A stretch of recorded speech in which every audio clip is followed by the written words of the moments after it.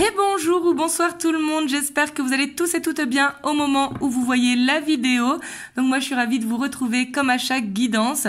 Et aujourd'hui, comme promis, je reviens vers vous pour les énergies de la nouvelle lune, donc qui aura lieu le samedi 29 mars et qui sera positionnée en bélier.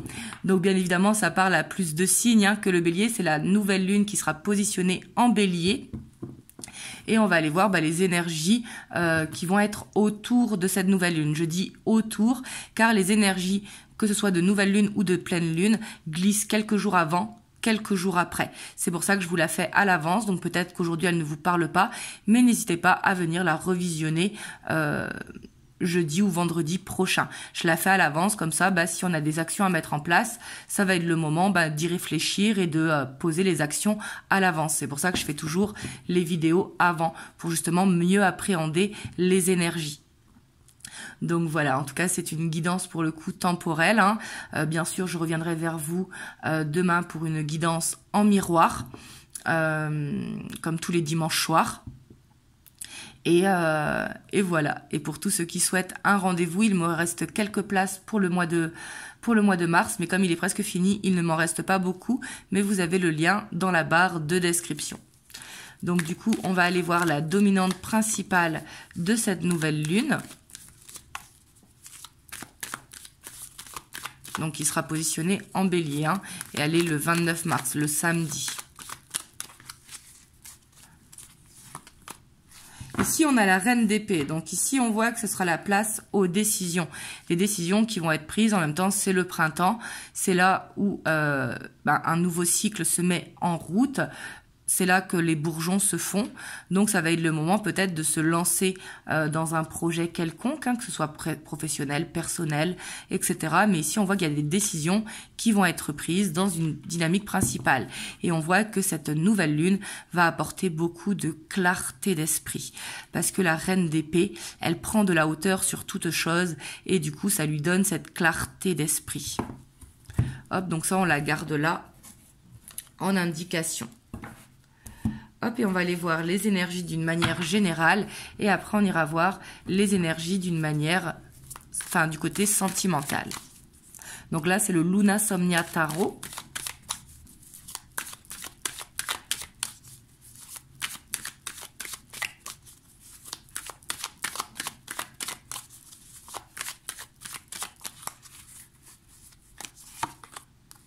Alors, on a la 4 de bâton. Donc, on voit que en tout cas, il y aura cette recherche de stabilité.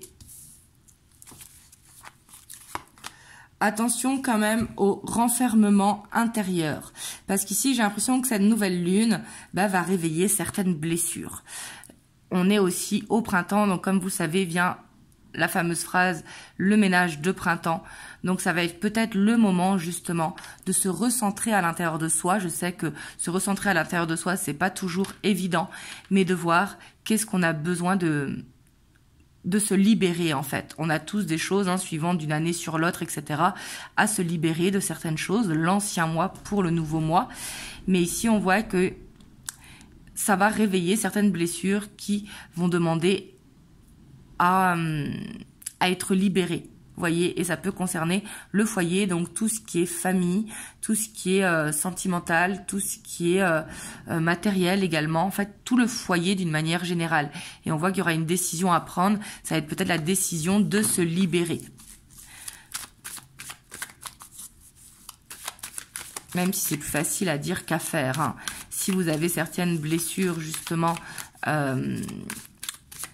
à l'intérieur de votre temple intérieur, n'hésitez pas à écrire. Écrire les blessures, tout ce que vous ressentez, parce que tout ce que l'on ressent, on a le droit de le ressentir.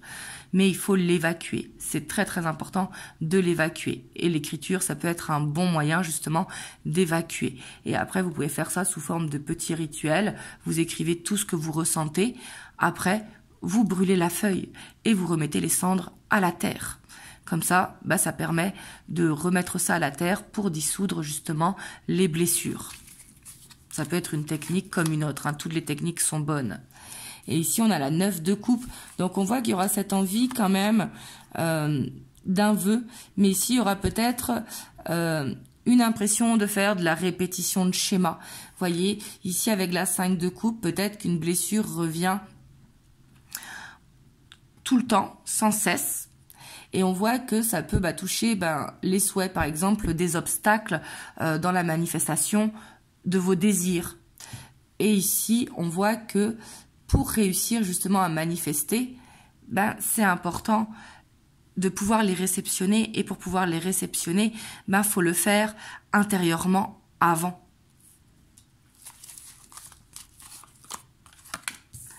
On a la force, donc on voit qu'il y aura de la détermination. Hein. Ici, il ne faut pas oublier que c'est l'énergie du bélier. Donc on voit qu'il y aura ce renouveau justement. Il y aura cette envie d'aller de l'avant. Donc ça, c'est positif parce qu'ici, avec le jugement, on voit que peut-être que ça va être le moment d'apprendre certaines vérités ou ça va être le moment de dire certaines choses, des choses qu'on a sur le cœur pour pouvoir aussi passer à autre chose. Ça peut être dans la sphère amicale, professionnelle, familiale, sentimentale. Bon, on a la lune, hein. Elle ressort. Donc on voit que le sommeil pourra être perturbé, bien évidemment, mais ça va être le moment d'écouter les synchronicités, d'écouter les rêves. Ça va être vraiment le moment d'oser aussi s'évader. Alors quand je dis s'évader, si on ne peut pas partir en week-end, ça peut être juste de partir se balader dans un parc, à la forêt, à la montagne, à la mer, suivant ce que vous avez à proximité. Prendre un petit peu l'air, voyez, ici ça va être le moment vraiment de prendre un petit peu l'air, mais ça peut aussi se faire sous forme de méditation. Pendant la méditation, n'hésitez pas à voyager intérieurement pour prendre du recul par rapport à tout ça. Et on a la roue de fortune, donc vous voyez, pour moi c'est positif même si ça paraît pas, hein, bien évidemment, parce qu'on a le monde. Donc on voit que ça va être le moment d'aller vers une guérison, vers une acceptation, bien évidemment pour ceux qui font le travail. Voyez, quand quelque chose ne marche pas et qu'on force, à un moment aussi, faut prendre les bonnes décisions. Voyez, donc bien sûr que c'est bien de persévérer, hein, mais justement, on sent quand il faut persévérer ou pas. C'est ça que je veux dire.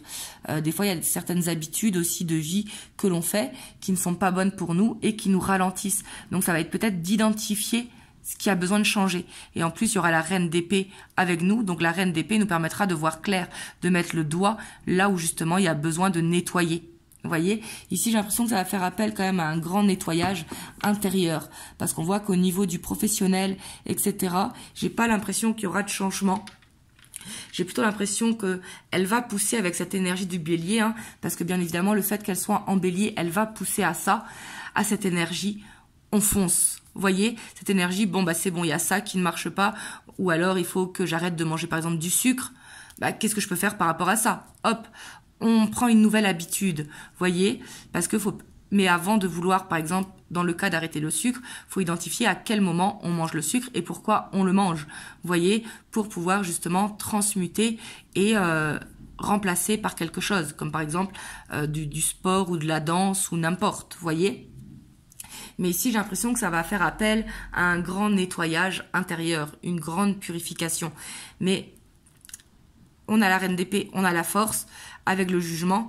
Donc ici, ça va être pour ceux qui veulent prendre ce coche, justement, veulent prendre cette énergie. Quand on dit faut suivre les énergies, faut suivre le flot, là, quelque part, c'est une opportunité pour justement suivre le flot et de faire une grande purification. Ça peut être aussi de prendre une douche et de se laver avec du gros sel, par exemple. Ça permet de nettoyer. Ça peut être de faire ce grand ménage de printemps dans l'appartement pour se débarrasser de ce que l'on n'a plus besoin. Ça peut être aussi de mettre des encens pour purifier. Vous pouvez le faire avec du laurier, par exemple. Moi, je sais que j'aime bien brûler des feuilles de laurier chez moi. C'est très très bien. Vous pouvez le faire aussi avec de la cannelle. Il y a plein de choses qu'on peut faire, hein. Vous pouvez faire avec du thym, etc. Moi, j'utilise plutôt des choses naturelles. D'ailleurs, dites-moi en commentaire ce que vous utilisez. Mais ici, on voit que pour faire ce changement, il va falloir mettre des actions en place. Il va falloir vouloir se libérer, en fait. Pour pouvoir le faire, il va falloir se libérer. Il va falloir écouter son intuition. Et il va falloir transmuter, voir les choses de manière positive. Parce qu'ici, ça peut paraître dur, hein. On a la 3 d'épée avec la tour. C'est jamais quelque chose qui fait plaisir quand il y a les blessures qui se réveillent. Et on en a tous des blessures, hein. Mais justement, est-ce que c'est pas les moments de les laisser derrière pour pouvoir s'autoriser à aller dans ce nouveau moi? Parce que le changement, ça fait du bien. Donc voilà, et ça peut être quelque chose qui se met en place, justement, quelque chose qu'on n'osait pas, etc., etc. Hop, on va aller voir d'un point de vue émotionnel, sentimental. Donc là, c'est le tarot de la nuit. Hop, là, je ne les prends pas parce que j'ai pas tiré, j'ai pas posé l'intention, pardon. Donc, on avait la 4 de bâton, l'as de coupe et le diable. Je les prends en information, comme ça, on va voir est-ce qu'elles ressortent. Si elles ressortent, c'est que, ben, elles devaient sortir. On a la 8 d'épée. Avec la grande prêtresse. Donc ici, d'un point de vue émotionnel, il y aura peut-être ce côté où on s'enferme dans la prison mentale, hein. Avec la 8 d'épée, surtout qu'il y a la reine d'épée qui est beaucoup dans le mental. Les épées, c'est le mental. C'est vraiment tout ce qui est relié à la sphère de Mercure. Et ici, avec la grande prêtresse, ben, on pourra identifier justement ce qui nous angoisse, ce qui nous stresse. Alors, on a le cavalier de coupe. Avec la 9 de pentacle. Avec l'as de coupe. Donc ici, pour les célibataires, il y aura peut-être une rencontre qui se fait. Ici, c'est tout à fait possible. Si jamais vous êtes seul, ça va être peut-être d'apprendre à se donner cet amour, à ne pas s'oublier. Quand justement quelque chose ne va pas, est-ce qu'on préfère se morfondre dans le canapé ou au contraire prendre un bain chaud, aller marcher, etc., etc. Ça va être d'apprendre à écouter les besoins. Vous voyez, mais ici, il y aura ce côté où il y aura envie d'aller de l'avant au niveau émotionnel. Parce qu'ici, je ressens que quand même, vous avez beaucoup d'amour à donner, donc il y a cet amour à recevoir, parce que l'amour, c'est dans les deux sens. Et on a tous besoin, de toute façon, d'affection.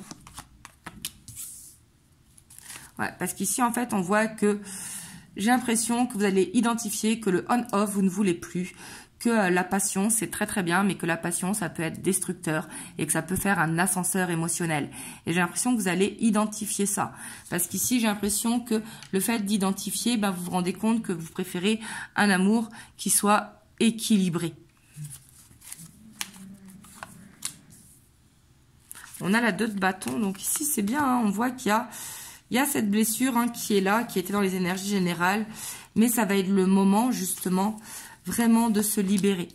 Parce qu'ici, pour moi, il y a cet équilibre qui se fait. Vous voyez?